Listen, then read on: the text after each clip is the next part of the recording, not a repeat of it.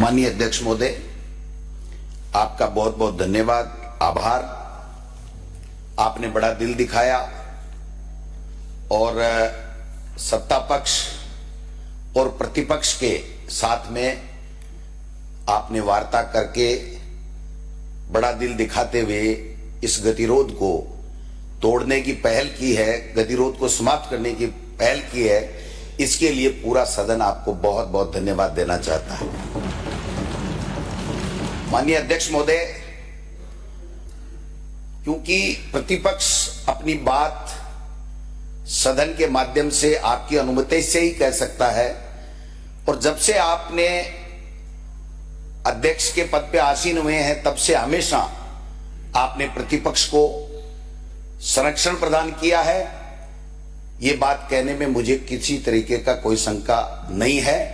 माननीय कैबिनेट मंत्री जी ने भारत रत्न स्वर्गीय इंदिरा गांधी जी पूर्व प्रधानमंत्री जी के लिए अमर्यादित टिप्पणी की और उसको प्रतिपक्ष एक्सपंज कराना चाहता था। उससे गतिरोध शुरू हुआ और उसके बाद में 2-3 दिन तक वार्ता नहीं हुई और ये जो गतिरोध बना रहा कि मंत्री की बात से लेकर के अब तक जो भी घटनाक्रम हुआ वो सारा का सारा खेदजनक है, निश्चित रूप से खेदजनक है, नहीं होना चाहिए।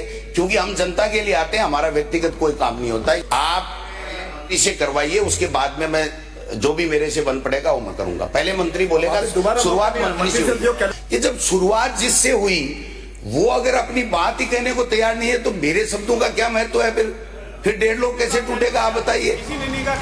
आप मंत्री की बात सुनूंगा मैं, मुझे लगेगा कि इन्होंने वास्तव में रियलाइज किया है तो मैं 4 बार कर लूंगा, लेकिन मंत्री रियलाइज नहीं करे और मैं उससे पहले रियलाइज कर लूं, ये संभव नहीं। और मैं 4थी बार चुन करके आया हूं तो मैं समझता हूं कि आसन का सम्मान और 1.5 लोग कैसे टूटना चाहिए। लेकिन 1.5 लोग की शुरुआत जब मंत्री से हुई है तो मंत्री अपनी बात कहते फिर मैं कहूंगा ना, कहां दिक्कत आ रही है।